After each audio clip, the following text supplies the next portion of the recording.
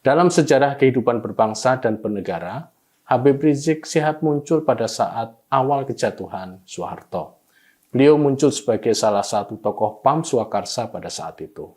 Kita tahu semua bahwa PAM Swakarsa adalah kelompok sipil yang dikerahkan secara besar-besaran untuk membela Soeharto melawan gerakan reformasi pada saat itu. Saya tidak akan bersedia diperiksa lagi kalau Gus Dur CS tidak diperiksa. Dan terakhir, saya tantang Gus Dur untuk mubahalah. Gus Dur silakan ajak anak dan istrinya.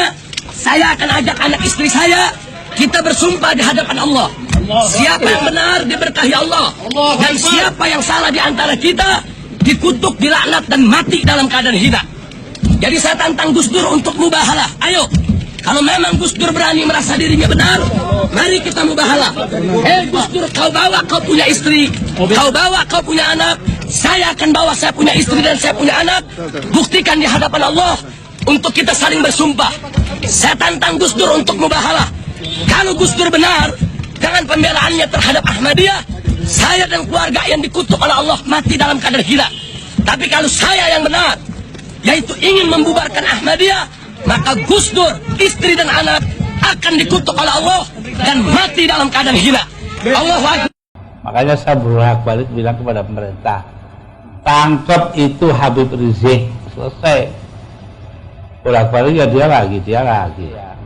Nabi Muhammad mengatakan, man kafara akhahu musliman bahwa kafirun. Barang siapa mengkafirkan sesama saudaranya yang beragama Islam, dia sendiri yang kafir. Orang boleh berbuat kekerasan hanya kalau diusir dari rumahnya. Idza ukhriju min diyarihim, kalau diusir dari rumah mereka, baru boleh kekerasan. Habib Rizik niku nate kempal kali kula diundang podo-podo kali Rahmawati teng Hotel Indonesia Jakarta. Mriko akhirnya nyambut dhewe-dhewe. Waktu DE Habib Rizik ngadeg teng mikrofon mungel. Yang terhormat Ibu Rahmawati Soekarno Putri, yang terhormat Gus Dur yang selalu menyebut saya teroris lokal. Nah, itu ya untung lah, kalau bengok sampai niling.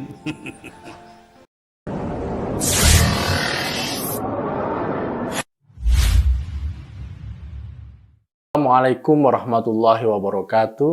Berjumpa kembali dengan catatan Syafiq Hasim. Gerakan untuk menghidupkan Habib Rizik di tengah-tengah masyarakat dicoba kembali oleh 5 tokoh, Refli Harun, Rizal Ramli, Rocky Gerung, Natalius Pigai, dan Louis Sungkarisma. Tidak tanggung-tanggung 5 tokoh ini menurut Refli Harun ingin menyematkan penghargaan atas Habib Rizik sebagai tokoh yang menggalang persatuan umat demi NKRI. Saya tidak tahu kriteria dan alasan khusus apa yang digunakan untuk penghargaan itu. Tapi sekali lagi, namanya juga penghargaan. Kriteria dan alasan apapun terserah mereka yang memberi penghargaan. Apalagi ini sifatnya individual masing-masing yang memberikan penghargaan. Namun, jika boleh saya memiliki penilaian lain atas penghargaan yang disematkan pada sosok Habib Rizik Syihab ini, saya juga ingin melihat itu secara detail dan ingin membandingkannya dengan tokoh yang lain. Dalam sejarah kehidupan berbangsa dan bernegara, Habib Rizik Syihab muncul pada saat awal kejatuhan Soeharto. Beliau muncul sebagai salah satu tokoh PAM Swakarsa pada saat itu.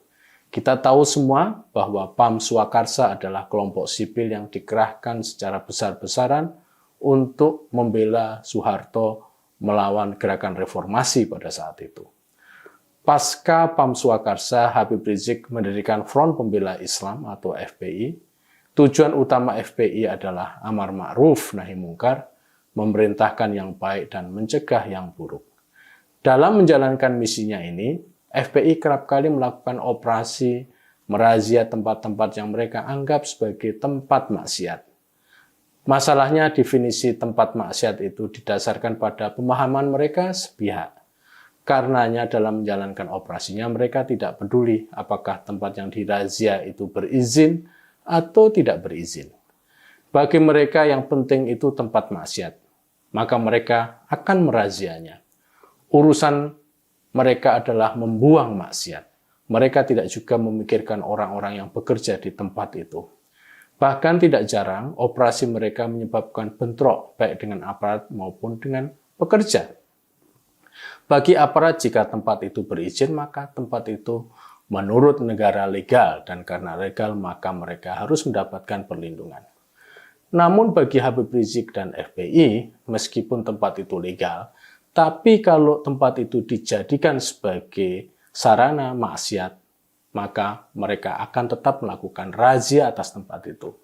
Pihak aparat berpegang pada hukum nasional, Habib Rizik dan FPI berpegang pada moral agama. Di sini bagaimana Habib Rizik bisa dinobatkan sebagai tokoh pemersatu umat jika historisnya seperti ini. Perlindungan Rizik Syihab pada operasi FPI yang seperti ini terus-menerus dan tahunan berlaku. Tidak sekedar mendukung razia-razia ke tempat yang mereka anggap sebagai tempat maksiat, Habib Rizik juga suka menebar permusuhan atas tokoh dan kelompok yang dianggapnya berbeda dan menentang aksi FPI yang didukungnya. Dakwah-dakwahnya bisa ditelusuri lewat jejak digital. Kerap kali mengumpat dan berkuar-kuar bahwa si ini dan si itu laknat dan sebagainya. Pernah dalam sebuah acara TV, Rizik Syihab membuta-butakan Kiai Abdurrahman Wahid atau Gus Dur. Bagi kalangan NU, hal ini yang tidak bisa dimaafkan dari warga NU atas tindakan Habib Rizik Syihab. Bagaimana tokoh bangsa dan tokoh yang mereka banggakan diperlakukan seperti itu? Sekali lagi, apakah jejak demikian yang menyebabkan Habib Rizik diberi penghargaan oleh 5 tokoh di atas?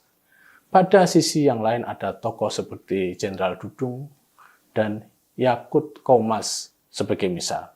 Keduanya adalah pejabat publik. Jenderal Dudung ini adalah tipe pejabat yang berani menyatakan sikap dirinya tentang agama dan jabatan yang diembannya. Saya merasa senang ada seorang pejabat publik yang dengan lugas menyatakan pandangan-pandangan keagamaan yang netral di ruang publik. Meskipun tidak ada kewajiban untuk menyatakannya, namun itu tetap merupakan hal yang berguna bagi kita semua.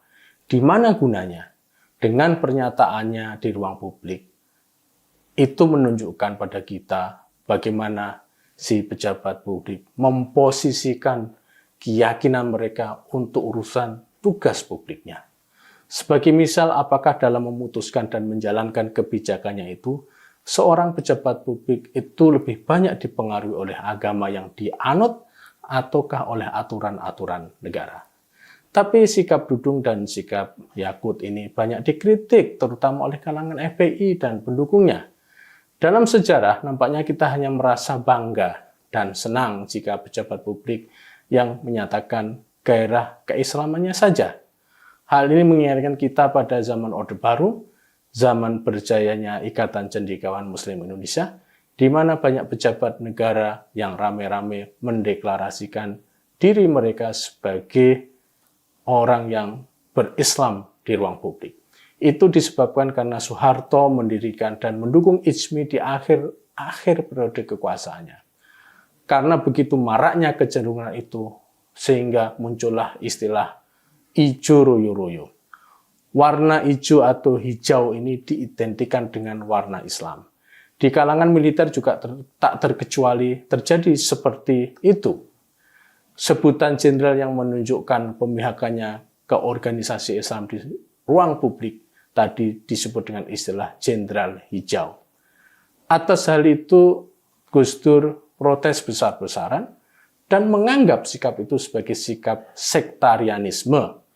Mengapa Gus Dur anggap sebagai sikap sektarianisme? Karena jabatan publik itu tidak dibolehkan memihak pada kelompok keagamaan, apalagi jika ada agenda politik di baliknya. Beragama yang baik bagi pejabat publik itu hal penting. Namun jika sudah di publik, maka seorang presiden, jenderal, gubernur, menteri, dan lain sebagainya, ya harus menjadi pejabat untuk semua orang.